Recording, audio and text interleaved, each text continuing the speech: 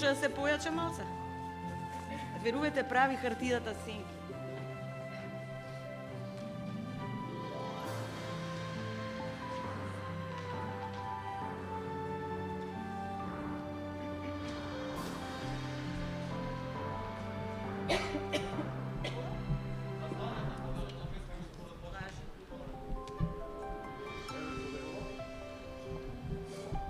Сега е подобро. Подобро е, да.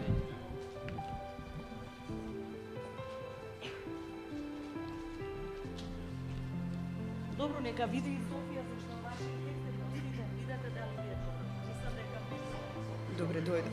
Јас се загрзнав сега пред почеток.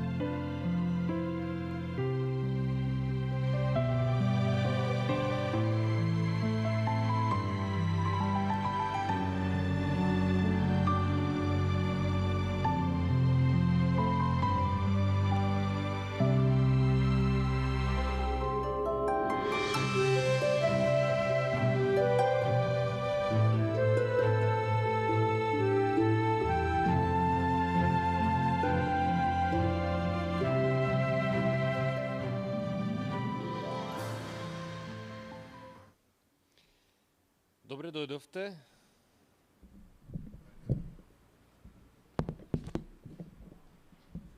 Се извинувам.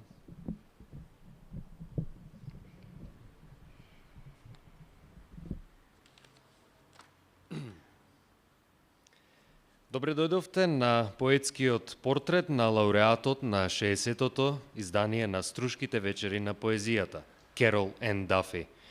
За жал, оваа година светската криза не спречи да уживаме во незиното присуство, но сепак вечерва ќе имаме можност да го проследиме незиното видео обраќање, како и мал дел од незиното богато поетско творештво.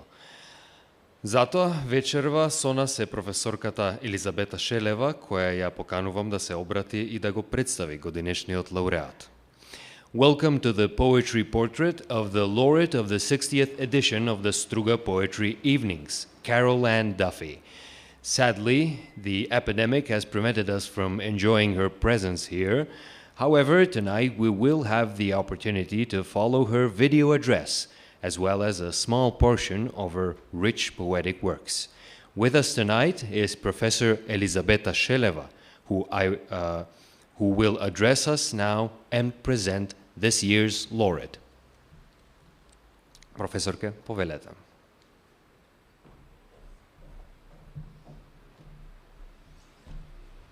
Добро вечер.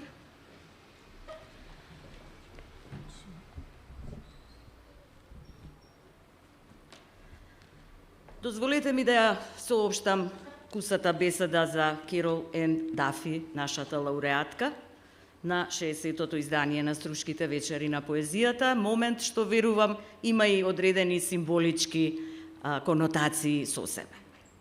Има поети кои зборуваат гласно, со широко отворена уста, одвај чекајки да се дограбат за подиумот и за микрофонот, а има и такви поети кои чиниш одвај и скржаво ги изговараат или прекршуваат зборовите низ уста поради својата длабока интровертност, обидувајќи се дури и да заборават на сцената онолку колку што е возможно. Керол Ен Дафи на прв поглед воопшто не оддава впечаток на поет чиј што истакнат екстравагантен визуелен настап, сценска појава и елоквентна самодопадливост се нејзините главни адути.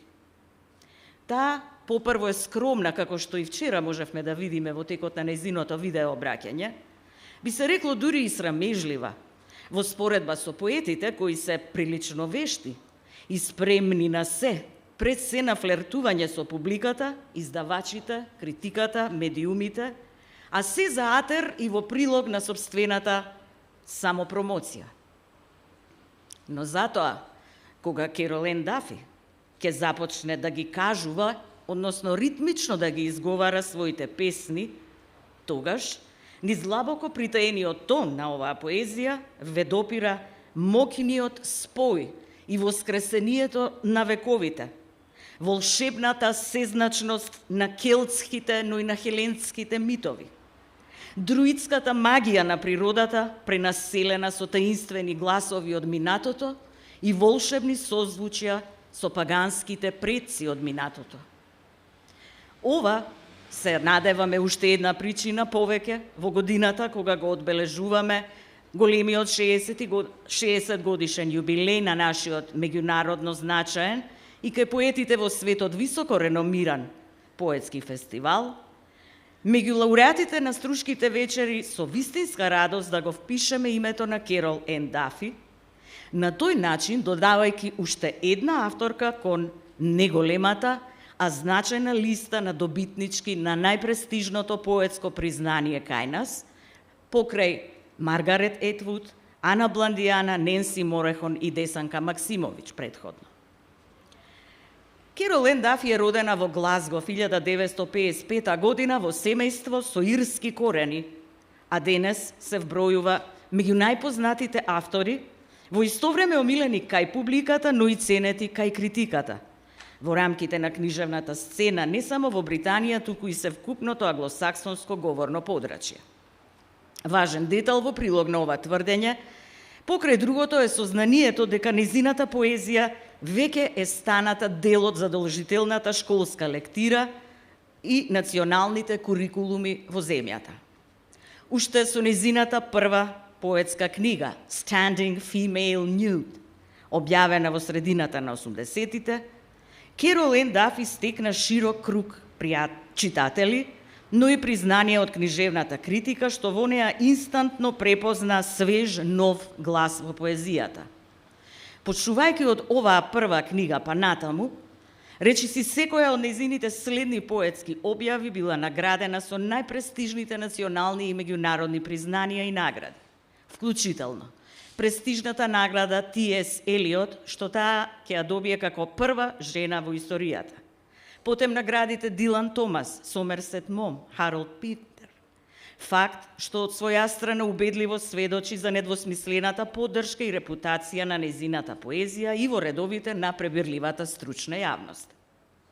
Но покрај пишување поезија, Дафи подолго време паралелно се занимава и со книжевна критика и есеистика, а била долгогодишен уредник на угледни книжевни списанија и, освен тоа, позната и како основач на школата за креативно пишување во Манчестер, каде активно предава како професор и денес. За прв пат во 400 години долгата традиција на ова признание во 2009 година, Дафи беше избрана и до денес остана единствената жена во улогата на поет-лауреат на Обединетото кралство, огласувајќи се со своји настапи во живо на редица поводи и настани во прилог на сестрана афирмација на поезијата. Песните на Керол Ен Дафи истражуваат теми кои се длабоко лични, а во исто време и универзално значени и валидни. Оваа поезија оддишува со сензибилни, но и метафизички обсервации за љубовта, селидбата, носталгијата, тагата, сеќавањето, минливоста на времето, крајот на младоста, смртта на родителите, синдромот на празно гнездо и заминувањето на децата. Во оваа симфонија на поетски слики, природата не се исцрпува само во улога на лирска сценографија, бидејќи природата, пейзажот, секој пат е во дослух и созвучје со внатрешните немири и стравови на лирскиот субјект. Отаде видливото, во низа од збунувачки асоцијации, опомени и немушти исконски закани. Таа и таква природа е рамноправен соучесник во непреболната драма на светот, чии што пейзажи воедно се маркери на душевните неспокојства и тревожни прашалници на лирскиот субјект, од блесоци на талкачкиот дух на Дафи кој општи со светот наоколу. Не случајно во една прилика Дафи го навестува тоа дека нејзиниот однос кон природата воопшто не е линеарен, еднонасочен, туку е проткаен и обележен од постоењето на исконско и длабоко двојство, на близост и страв воедно. I do feel a closeness to nature and an equivalent anxiety about it. Во својата поезија, Дафи се обраќа кон невидливата читанка на шумата и нејзиното столетно паметење, што ги опфаќа и ги сокрива митолошките и волшебни суштества, ритуалните стории и обреди, животи и умирачки, но и шаманското пеење, талкачкиот принцип, алтернативното, како што јас го нареков, номадско домаќинство. Кај Керол Дафи одекнува геопоетичкиот дух, својствен на нејзините сонародници, познати влюбеници во исконската мистика и во привлечната недопрена дивина на шумата, како Вилијам Блейк, Дейвид Торо, но и Кенет Вајт, основач на геопоетичката школа и поклоник на номадскиот дух, критичар и поет, чија што книга Патувања во талкачките мугри е објавена и во едицијата на Струшките вечери на поезијата. Мистичната поврзаност со природата е препознаена и како силен дел нишка на англиската поезија, почнувајќи уште од проминентните бесмртни песни на Вилијам Блейк или подоцна во лириката на Јејц.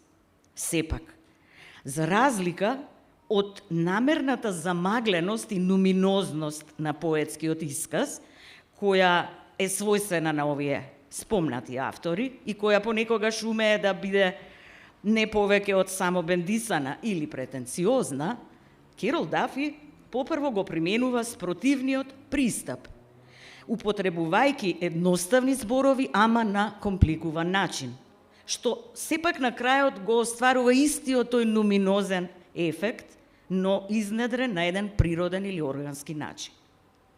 Овој самоизбран дух на верност кон природата може би да се должи и да произлегува од своевидната друидска филозофија на природата, како анимистички ентитет и соговорник со оноstraните сили и преносник на нивните пораки. Сепак, за еден истенчен или сензибилен наблюдувач, каква што е Керол Дафи, дури и навидум обичната домашна градина, како природа во мало или природа на дофат, честопати знае да биде нејзина творечка лабораторија и место за медитативен проблесок. Во една од своите интервјуа, Дафи ќе ја забележи и нагласи исконската врска што владее меѓу детството, природата, градината и поезијата. Детството е како една голема оранжерија каде што се расте и испарува. Оттаму доаѓаат и песните, ке рече Дафи. Во едно од своите интервјуа таа открива дека творечкиот принцип што своевремено си го задала себе си, гласи токму think like a garden, размислувај како градината, како бавчата. Автопоетичкото поистоветување на Дафи со градината како своевидно творечко ателје сведочи за љубопитството на еден витален дух, отворен за предизвици, оти умее да ја осети и допре метафизиката дури кога е таа зад сопствениот или во сопствениот двор. Доброволното поистоветување со градината како творечка лабораторија е отворен предизвик за љубопитството на еден дух без предрасуди кој може да ја долови богатата семантика на оваа скриена порака. Може би не случајно во песната Страшило Дафи ја препознава и нагласува токму лудата креативност наспроти сиромаштијата или неимаштината што обично му е својствена на еден поет. Во материјална смисла на зборот. За незината поезија критиката ќе забележи дека митот и бајките се животворни во незиното обмислување на светот, но тие исто така имаат свој современ глас во незините песни. Комбинацијата од нежност и грубост, од хумор и лиричност, неконвенционалните ставови и конвенционални форми, кај неа создадоа широк круг на публика и читатели. Една од темелните преокупации на лириката на Дафи е преиспитувањето и потрагата по идентитет, што и не е необично ако се знае фактот дека филозофијата била во фокусот на незината универзитетска наобразба, критички преиспитувајќи ги како рестриктивни, однапред зададените модели на идентитет, застапувани од страна било на политиката, било на религијата, две исклучително моќни области во незината татковина, па и насекаде. Незината поезија всушност располага со ретка дарба за опфат и вклопување на политичкото како суштински предизвик, но без притоа да го загрози интегритетот на сопствената имагинативна визија. Таа вели, политичкото врши притисок врз личното, дури и тогаш кога директно не пишувате на политички теми, осведочувајќи ја на тој начин свеста за неизбежната упатеност на поезијата кон разобличување и на прикриените стратегии на моќ, репресија, социјална неправда. Кога ќе се размисли подобро, неизбежното, иако на прв поглед може би притаено, проникнување меѓу приватното и јавното, меѓу политичкото и персоналното, сушност од секогаш представувало еден од иманентните белези на феминистичката идеологија и мисла, чишто зародиш во Шкотска датира уште од почетокот на 20 век. Особено тука би сакала да ги спомнам делата и името на прочуената сонародничка на Дафи Ребека Вест, чиј моќен патопис за Балканот под наслов Црно јагне, сив сокол, објавен во 1941 година, а кој што ги вклучува и незините импресии од престојот во Македонија, остави длабока трага и влијаеше врз оформување на имаголошката категорија денес позната под името балканизам. Во поезијата на Дафи, автентично и сосема независно настрана од помодните текови, обстојува луцидно искажана, родово сензибилна и феминистичка црта, исто така луцидно искажана низ духовита деконструкција на родовите образци и асиметрии на моќ. Таа ги предизвикува родовите стереотипи како патриархално манипулативни, поземувајќи им го својот моќен глас, својата духовитост, својата проникливост, својата игривост, на дотогаш премолчаните, изоставени, иако даровити жени, кои се наоѓале во улога на тивки актери, но зад сцената на историјата. Во прво објавената и наградена книга Позирајќи како гола жена, авторката на критички начин ги разобличува конвенционалните ставови за идеалната женска убавина, најмногу изразени во ликовната уметност, и тоа како вешто заскриен и манипулативен обид за владење и управување со жената, опредметена само во тело и сведена само на физичкото, корпореалното постоење како модел и експонент на овие боженвечни и неспорни патриархални норми. Субверзијата на женските стереотипи кај Дафи продолжува во алтернативно изведената женска верзија на религиските канони, како што е тоа случај во книгата Женски евангелија, но исто така и во иронично насловената програмска збирка песни Светски жени, каде авторката им дава глас на низа жени сопруги од митологијата, Библијата, по новата светска историја и популарната култура. Таа ги предизвикува вообичаените јазични слики и со тоа ја открива непознатата даровитост на премолчаните изоставени жени зад историската сцена. Светот превртен и преумен, преосмислен наглава од корен во име на погледот на незината историја, her story, наспроти неговата историја, his story, е она што ги карактеризира овие песни. Освен тоа, во време кога ејджизмот или предрасудите кон возраста прераснува во општ и медиумски неприкосновен став, Дафи не се стеснува да искаже поинаква визија кон возраста, кога природниот процес на старењето представува и нешто повеќе од само засрамувачка стигма, своевидно табу и проклетство за кое е подобро да се молчи ако не сакаш да те презрат и отфрлат. Дафи, наспроти тоа, ги забележува предностите кои одат заедно со возраста, како, например, своевиден комфор, когнитивна придобивка, згора на тоа и креативен предизвик за пишување. Таа вели: сите децении се пресвртници. Да наполниш 60 не е поголем вид пресврт отколку 50 или 40. Јас сакам да стареам. Тоа е интересно. Стекнувате повеќе искуство и се чувствувате поудобно. Би било интересно во старата возраст да се пишува за сето тоа. Во поезијата на Дафи, љубовта како тема се врзува за спектар на емоции и доживувања пошироко од што е само романтичната и еротска љубов. Низиното творечко внимание го привлекуваат феномените на љубовта кои произлегуваат од позицијата на ќерка и особено на мајка, како подеднакво богати, потресни и драматични искуства. Поетскиот исказ на Дафи е луциден, остроумен, прецизно обликуван. Дафи умее да биде подеднакво сериозна и иронична, со бунтовнички непослушен настап и разигран стил, наклонет кон игри со зборови. Но, во доловување на авторскиот профил на Дафи, можно е важен и односот на блискост на поезијата кон музиката и кон молитвата.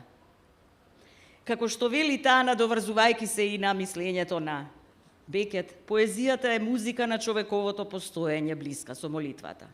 Таа вели: читањето поезија не се сведува само на изговор на празни зборови на хартија. Постои еден глас што го слушаме во нашата глава, една внатрешна музика секој пат кога читаме песна. Отаде не е за изненадување фактот што од неодамна Дафи отпочна блиска соработка со џез музичарката Елијана Томкинс врз серија поетско-музички рецитали, при што објавија поетско-музичко CD Rapture. Сепак, кога говориме за молитвата, треба да се нагласи дека тука станува збор за молитва од паганска или можеби друидска природа, за своевиден анимизам, религиозност од пантеистички тип, натопена со мистичните пораки од дамнешните келтски традиции и преданија. Како што ќе рече Дафи, поезијата и молитвата се многу слични. Јас пишувам доста сонети и мислам за нив како за молитви, кратки и лесно запамтливи, нешто што можеш да го рецитираш. Кога бев млада, многу ме интересираше гласот, како го откриваме и го сокриваме, како го делиме и го исклучуваме, само и во начинот на кој зборуваме, така што многу од моите песни беа создадени во еден посебен глас, особен глас.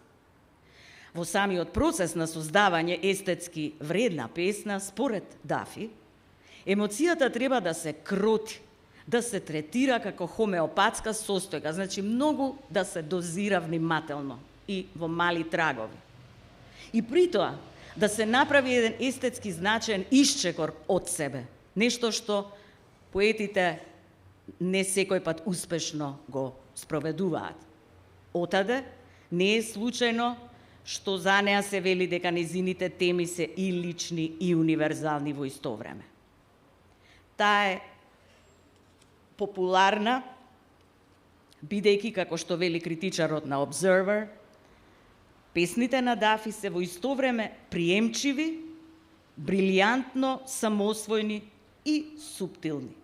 Отаде, за лирската сентенца на Дафи, критичарите сликовито велат дека таа потсеќа на речен нанос со свој самосвоен тек, кој во себе природно ги собира хетерогените наслојки на историјата, меморијата, традицијата, културата, сепак при тоа не дозволувајќи да биде потопена или проголтана од нив. Керол Дафи, како и секој голем поет, умее да ги стокми и спакува своите стихови на еден навидум прозирен, едноставен начин, но таков што зад себе крие значенска многуслојност, мисловна длабочина, сентенциозна мудрост. Керол Дафи несомнено поседува редок талент за обликување и приемчиво искажување на комплексни идеи со пристапен јазик, што и овозможува заемна блискост и со пошироката публика, што е особено важно во време какво што е нашето, кое за жал негува темелна рамнодушност, небрежност и површен однос кон поезијата. Надоврзувајќи се на зборовите на поетот Шон О'Браен, дека, цитирам, поезијата, како впрочем и љубовта, зависат од извесен облик на признание, еден критичар ќе заклучи дека секој пат кога читателот ќе воскликне со одобрување на незините стихови, велејќи ова е токму така како што таа го кажува, Дафи прераснува во репрезентативен поет на денешницата. Со ова го завршувам ова кратко обраќање со надеж дека Керол Н. Дафи преку стриминг може ова да го следи и да ужива во честа што и ја приредуваме. Благодарам.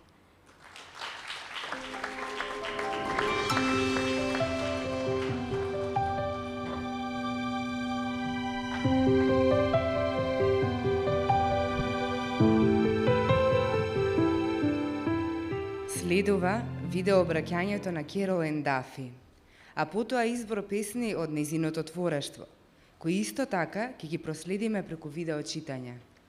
Now follows a video address by Carol Ann Duffy and a video reading of a selection of her poems. Enjoy.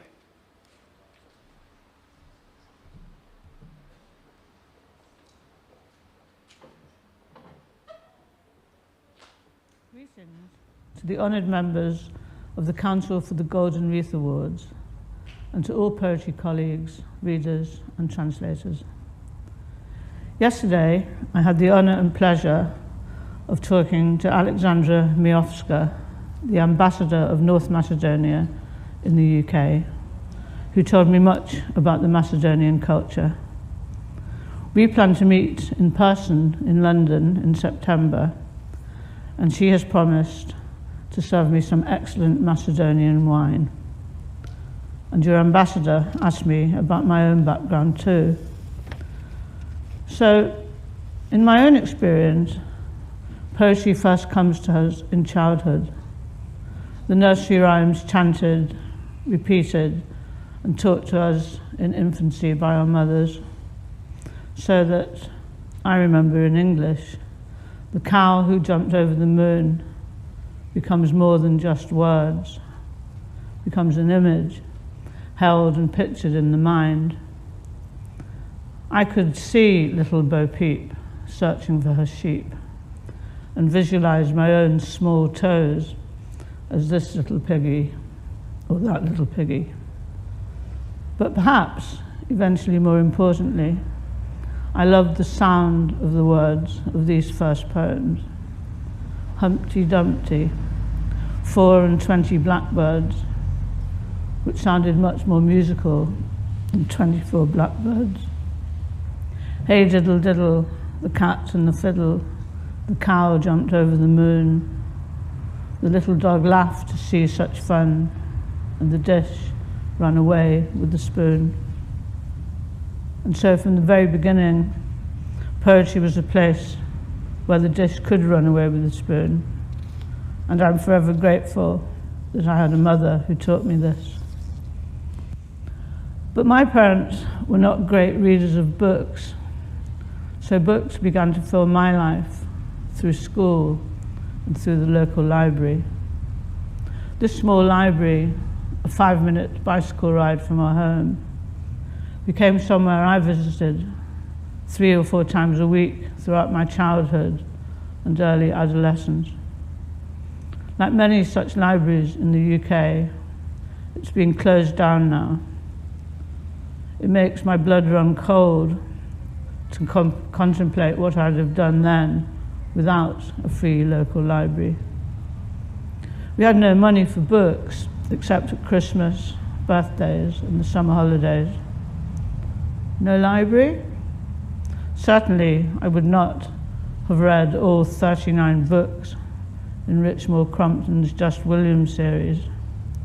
Certainly, I would not have developed the habit and love of reading with the need to assemble my own shelf of books at home in my bedroom. As a 15-year-old teenager, I used the money from my Saturday job in a hairdresser's to buy a monthly poetry book from our small independent bookshop. And at school, I had a wonderful English teacher, Miss Scriven, whose poetry classes were inspirational.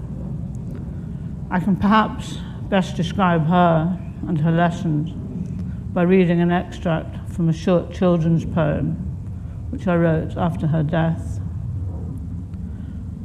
When you teach me, your hands bless the air where chalk dust sparkles. You teach with your voice, so a tiger prowls from a poem and pads between desks, black and gold in the shadow and sunlight, or the golden apples of the sun drop from a branch in my mind's eye.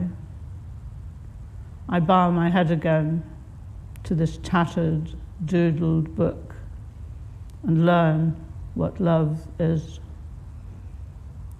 This poem refers, of course, to William Blake's Tiger and to the Song of Wandering Angus by W.B. Yeats, poets I studied in school and among the first poems we convent schoolgirls had to learn by heart. But when I came to browse the poetry section of the local bookshop, Booklands it was called, I was looking for poets whom we didn't study in school. It's extraordinary and very moving to me to realize that when Pablo Neruda received the Golden Wreath in 1972, that this was around the time I was buying the paperback of his 20 love poems and a song of despair as a schoolgirl.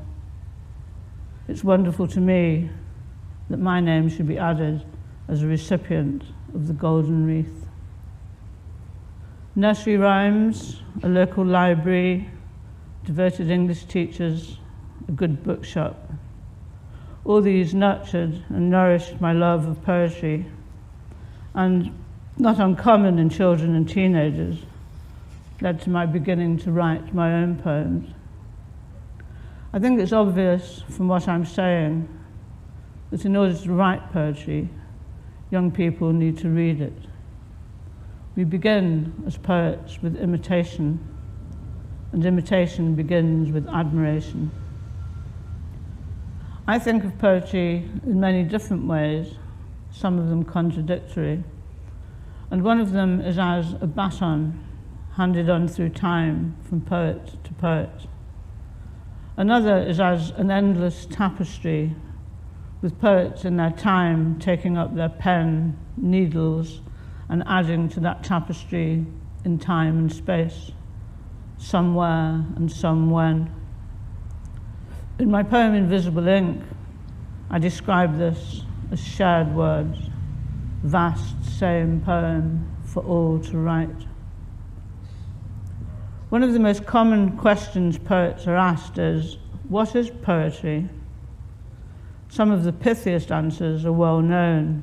Coleridge, the best words in the best order. Wordsworth, emotion recollected in tranquility. Both are true, of course. Another way I think of poetry is as the music of being human, an odd offspring of vocation and play, which wants only to spend its time in answering the world, and in so doing, add to it with the new song of words. Then again, sometimes I think of poetry as the garden of language. In these grim, dark times for the world, I'm overwhelmed to find at my door the light of a golden wreath. To join a company of poets who have meant so much to me throughout my reading and writing life is an extraordinary gift for which I'll be forever grateful. These past 18 months, the expression, words fail me, has taken on a fresh meaning for me as a poet, so that this wonderful award from Struga has lifted my spirit and made me so happy to be welcomed into this great Macedonia tradition of valuing poetry.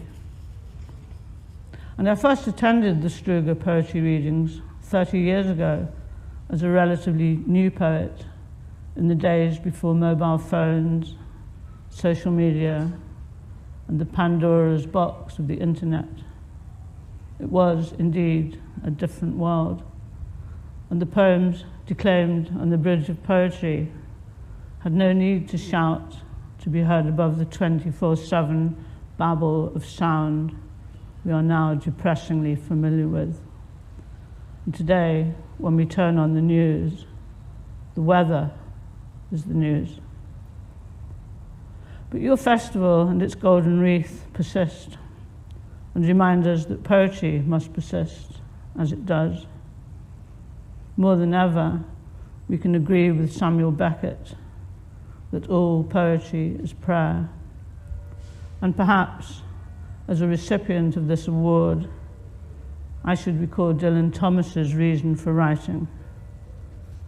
Not for ambition or bread, or the strut and trade of charms on the ivory stages, but for the common wages of their most secret heart. So I send my love and thanks to you all in Struga, and look forward to visiting again next year and to meeting your next Golden Wreath laureate. Blagodaram.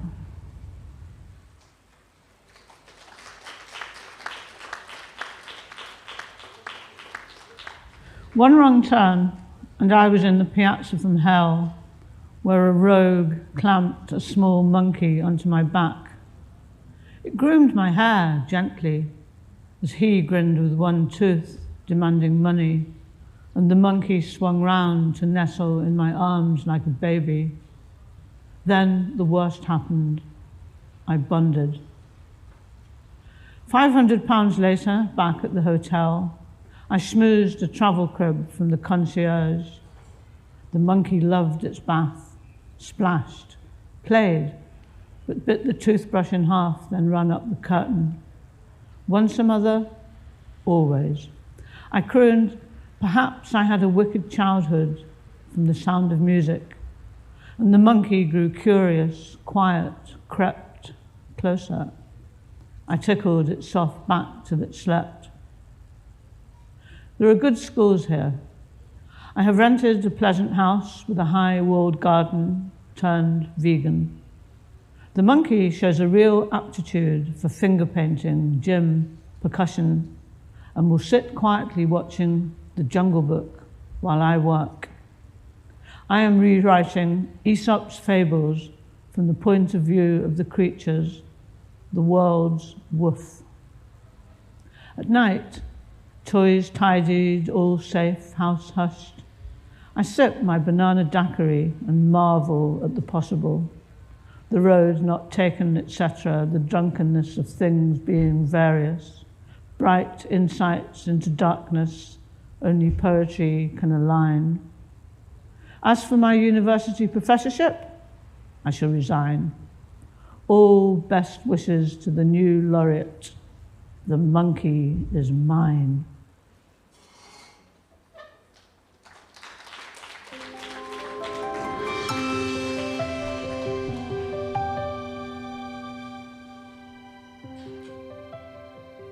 Мајмун. Едно погрешно вртење и се најдов на плоштад во пеколот, каде што еден измамник ми закачи мајмун на грбот.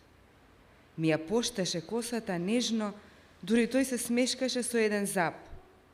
Ми побара пари, па мајмунот се нишна од грбот и ми се вгнезди в раце како бебе. Потоа се слуши најлошото. Го капарив. Платив 500 фунти. Подоцна, назад во хотелот, со ласкање изнудив торбуле од најстојникот. Мајмунот ја бендиса бањата, си играше, прскаше, но ја прегриза четката за заби напола и се изјази на завесата. Еднаш мајка, секогаш мајка. Си ја подпевнував Имав грдо детство од албумот Музички звуци и мајмунот стана љубопитен. Тивок прииде поблизу. Му го чешка в грбот, се дури не заспа. Тука има добри училишта. Изнајмив пријатна куќа со градина, оградена со висок ѕид. Стана веган. Мајмунот сега покажува голема дарба за сликање со прсти, физкултура, тропање. Седи мадро, дури го гледа книга на джунглата, а јас си гледам своја работа. Одново ги пишувам басните на Езоп од гледна точка на животното. Лаеш на светот. Ноќум, играчките тргнати, сесија токму, куќата молкната. Си сркам банана дајкири и му се чудам на можното. На патиштата неизодени и така натаму, на пијанството од различни нешта, сјајни проблесоци во мракот, што само поезијата може да ги спастри. Што се однесува до универзитетската професура, ќе си дадам оставка. Му посакувам се најдобро на новиот лауреат. Мајмунот си е мој.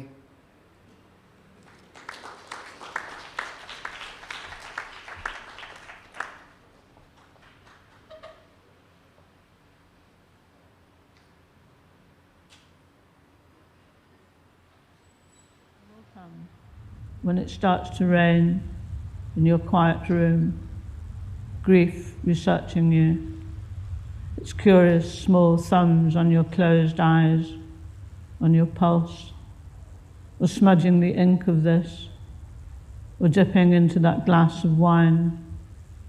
The moment stammered. Too intimate, relentless biographer poring over your ruined books, persistent, till every surface is soaked, as though you lamented night and day for a lifetime, or were penned, invented.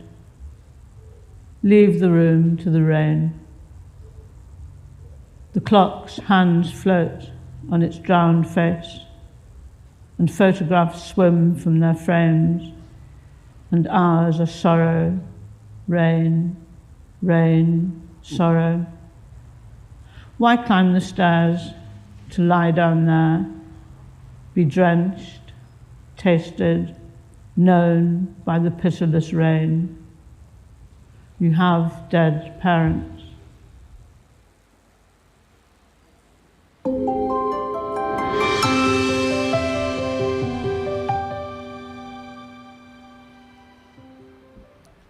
Дожд.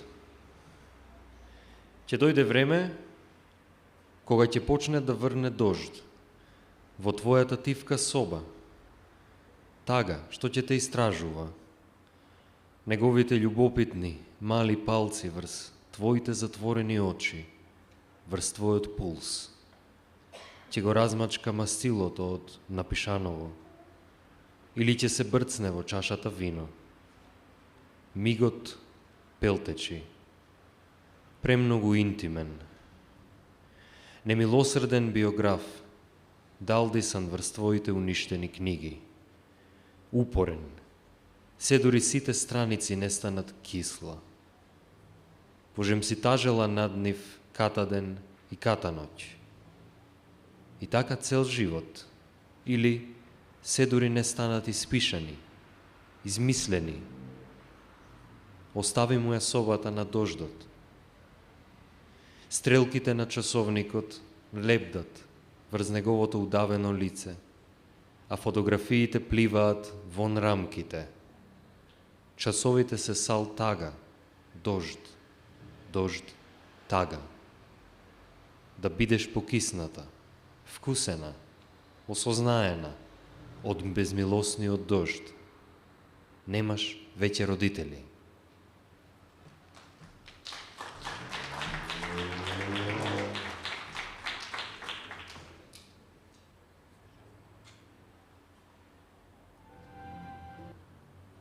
Empty nest. Dear child, the house pines when you leave. I research whether there is any bird who grieves over its empty nest. Your vacant room is a still life framed by the unclosed door, read by sunlight, an open book on the floor. I fold the laundry, hang your flower dress in darkness, forget-me-nots. Beyond the tall fence, I hear horse chestnuts counting themselves. Then autumn, Christmas. You come and go singing, then ice, snowdrops. Our home hides its face in hands of silence. I knew mothering, but not this other thing which hefts my heart each day heavier. Now I know. This is the shy sorrow that will not speak up.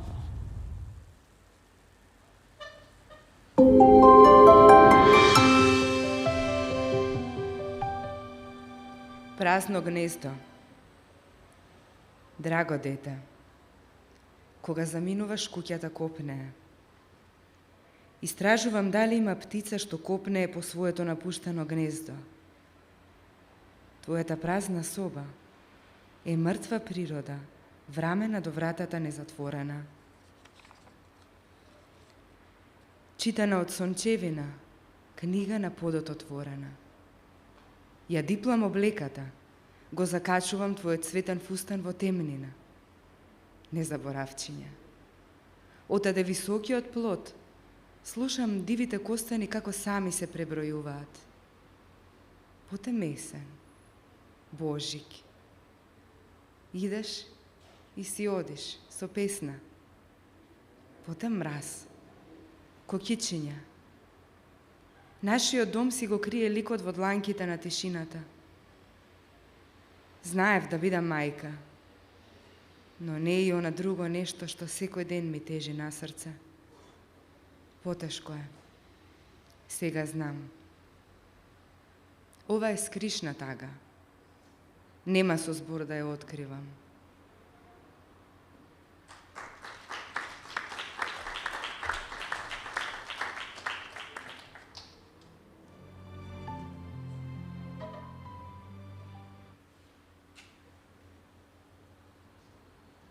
Stone Love for Tracy Emin. I married a tall, dark, handsome stone in its lichen suit. Secret, sacred, the ceremony above the sea, where the stone had stood for 1,000,000 years, stoic, bridegroom, till I came at last to the wedding day. Gulls laughed in a blue marquee of air. shroud for a dress, barefoot me, my vows, my business, and the stones. But should you ever press your face to a stone's old, cold, still breast, you'll find the words which spliced me there to the silence of stone till death, slow art of stone, staunchness of stone, do us part. My hand on what I take from time and this world, and the stone's shadow there on the grass with mine.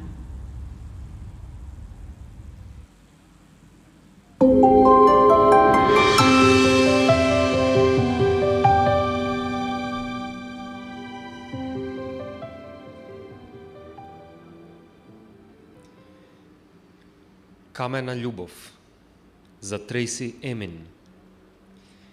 Се омажив за висок, темен, убав камен во дело со бојана мов, таинствен свет, церемонијата над море, кај што тој камен стоел милион години, стоички. Јас, невеста, се дури најпосле не стасав до свадбениот ден. Галебите се смееа во синиот покрив на воздухот. Чаршав наместо фустан, босонога, јас, моја заклетва, моја работа и на каменот. Но, ако некогаш го притиснеш лицето врз камен, студен, без срце, ќе ги најдеш зборовите што ме врзаа таму. За тишината од камен до смртта, бавна уметност на каменот, приврзаност кон него, да не раздели. Мојата рака е врз тоа што го земам од времето и од светов, а сенката на каменот е неа, врз тревата, заедно со мојата.